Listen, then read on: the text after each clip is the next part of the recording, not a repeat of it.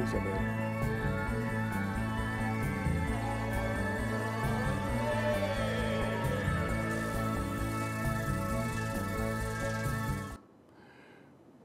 Muy buenas, queridos amigos. Hoy en su alternativa en la red, una de Cabas y otra de Castro. Buenas, Winston. Todo bien, Pedro.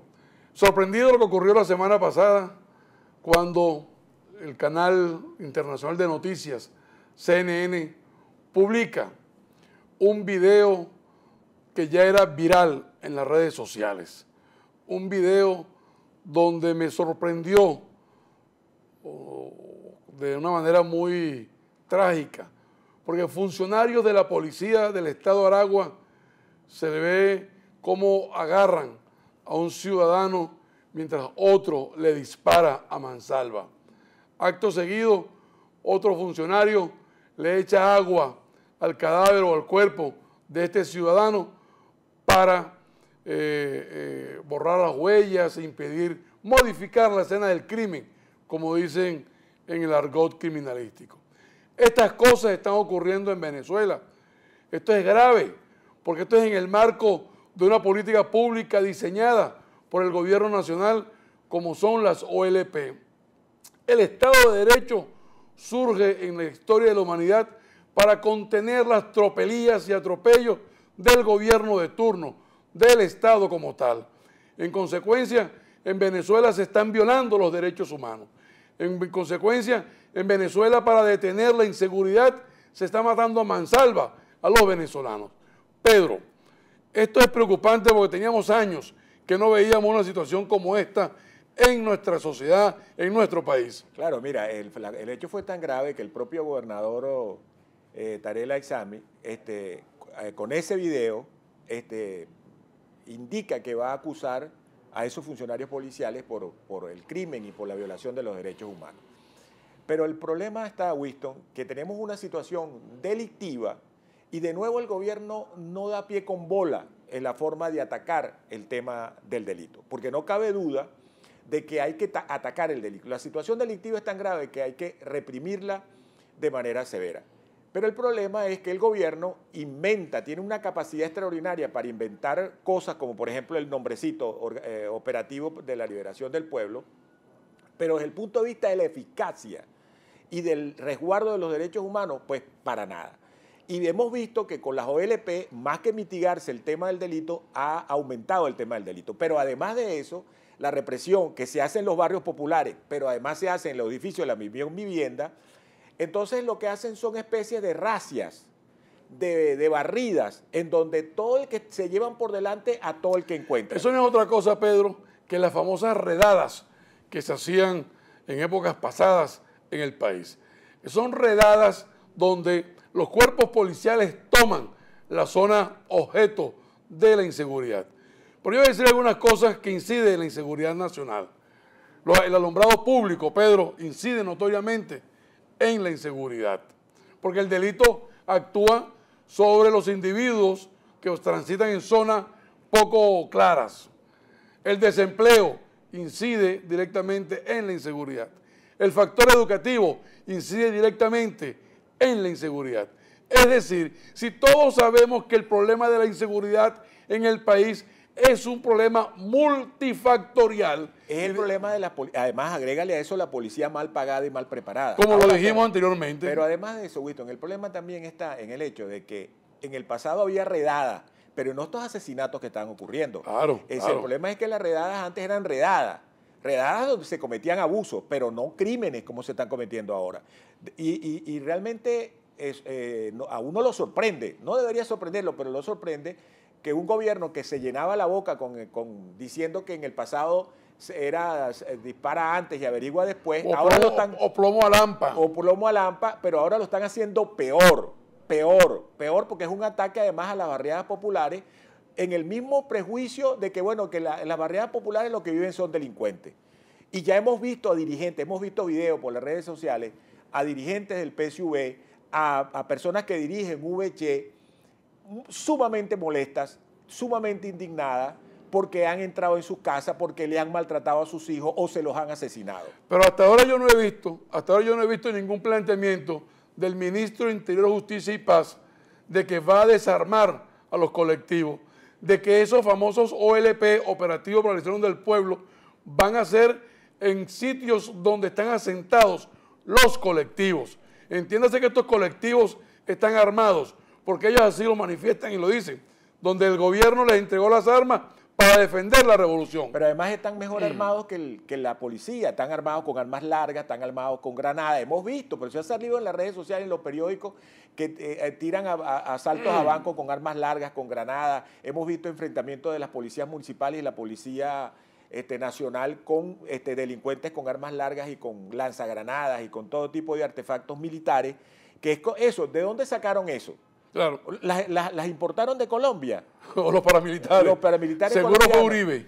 Seguro bueno, Uribe. Exactamente. Entonces el tema, pero además de eso están enredados, Wilton, porque la gravedad del asunto es que esta pelea contra el delito se imbrica, se parece que se solapa con el problema de la pelea interna del PSUV, porque no cabe duda de que ahí hay movimientos, porque además el presidente Chávez dijo que esto era una revolución y una revolución que estaba armada y que había colectivos que estaban dispuestos a defender la revolución, y entonces todo esto se ha solapado con el propio problema interno, con la propia división interna, con la propia pelea interna y la pugna interna que tiene el PSUV. Que tiene el PSUV. Entonces uno no sabe efectivamente qué pasa con las policías y cuál es y qué parte sana tiene la policía. Ahora, ¿no? Pero lo más dramático de esto, Pedro, es que nosotros no estamos desacreditando los operativos para la liberación de la gente. Nosotros lo que estamos sorprendidos y preocupados porque allí se están violando los derechos humanos, de que son simples redadas que atropellan, vejan y reprimen en los sectores populares. Eso es una motivación que se la queremos transmitir al gobierno.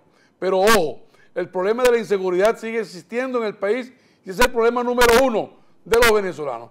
Ahora imagínense usted esta ecuación: inseguridad con el desabastecimiento, la escasez y la crisis económica.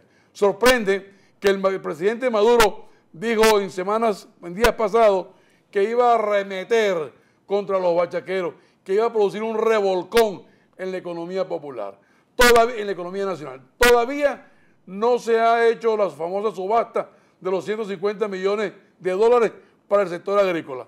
Solo vimos al presidente Maduro en una cadena nacional otorgándole unos créditos o unos consejos comunales, y nosotros desde esta tribuna le decimos al presidente: con ese tipo de pañitos calientes no se resuelve la crisis económica del país, sobre todo cuando las colas el fin de semana eran inmensas, eran tremendas. Personas que hacen cola desde las 9 de la noche para comprar 2 y 3 pollos al día siguiente compran para comprar ese producto. Es impresionante las colas que había en el Bicentenario de Plaza Venezuela, el Bicentenario de Macaracuay. Pero tú te acuerdas, Wilton, que hace apenas 5 meses el promedio de cola era 7 horas y ahora el promedio de cola está subiendo casi a 24 horas. A 24 horas, porque la gente que comienza a hacer cola a las 6 de la tarde para comprar a las 6 de la mañana o a las 6 de la tarde del otro día. Entonces son madres de familia que van con todos sus hijos a hacer esa cola para comprar algunos productos de la cesta alimentaria. Señor presidente de la República, nosotros desde aquí le decimos: asuma el problema de la crisis económica con valentía. Dígale al país que no hay dólares, cambie el control de cambio, ponga un solo control de cambio y las cosas van a empezar a fluir, se va a reducir la escasez. El bachaqueo va a ser difícil de combatir. Pero el tema está, Wilton, que tú y yo somos usuarios de los mercados municipales, de los mercados populares. Y lo que yo estoy viendo en los mercados populares es que la gente está haciendo menos cola en los puestos de carne, menos colas en los puestos de pollo, menos cola en los puestos de verdura. ¿Por qué? Bueno, hermano, porque un kilo de carne te está costando 1.280 bolívares. Es decir, 1 millón de bolívares de los de antes. Así es. De los de antes. Aunque un kilo, es decir, las cosas más baratas, que son un kilo, la costilla está costando 780 bolívares. Un rabo está costando 700 y pico bolívares. La lengua pasa de los 450 bolívares. Es decir, la gente ya no tiene dinero para comprar fuera Están comprando, presencié en el mercadito donde yo hago mercado usualmente los sábados, la gente está comprando 10 y 15 kilos de carapacho de pollo. De carapacho de pollo. Que vale 20 bolívares el kilo de carapacho de pollo. El kilo de alitas de pollo, 430 bolívares. Y eso es una exquisitez. Y eso es una exquisitez. Entonces, el tema está que, bueno, y las verduras ni hablar, el kilo de tomate está en 400 bolívares. La cebolla 500. La papa igual, es decir, la gente se está quedando sin opciones, porque nosotros estábamos acostumbrados en la República Civil a que algunos productos subieran por encima de sus niveles normales, pues el caso del tomate, el caso de la cebolla. Y eso era en función de temporada, de invierno, verano. Y además porque se producían por malas cosechas, pero ahora es que el aumento de precios es generalizado en todas partes, es decir, ya la inflación acumulada en alimentos es algo así como 168%. Y me recuerda que ellos anularon el famoso decreto que salió en Gaceta y después lo eliminaron, donde las empresas productoras de alimentos debían arrimar su producción a los centros de distribución de alimentos del gobierno. Ahora, fíjate. Pero eso no está en Gaceta, Pedro, discúlpame, pero ya lo están haciendo. Polar le entregó la producción completa del mes de julio a la red pública de distribución de alimentos. Bueno, cerca de 4 millones de kilos de alimentos. Una red pública de alimentos, Winston, que es Mercal, Pedeval y los otros sistemas de distribución de alimentos que tiene el gobierno, a la cual accede solo el 8% de la población. Solo el 8% de la población. Y el tema es que la crisis se está haciendo más aguda. Y se está haciendo más aguda porque hace rato el gobierno no solamente no entrega o no indica que va a haber una subasta de dólares, de divisas para alimentos. No anuncia que va a haber subasta de divisas para nada, ni para repuestos. Cada vez es más difícil conseguir una batería, un caucho, una cabilla, todo, una batería, una medicina, todo, absolutamente todo. Es absolutamente caótica.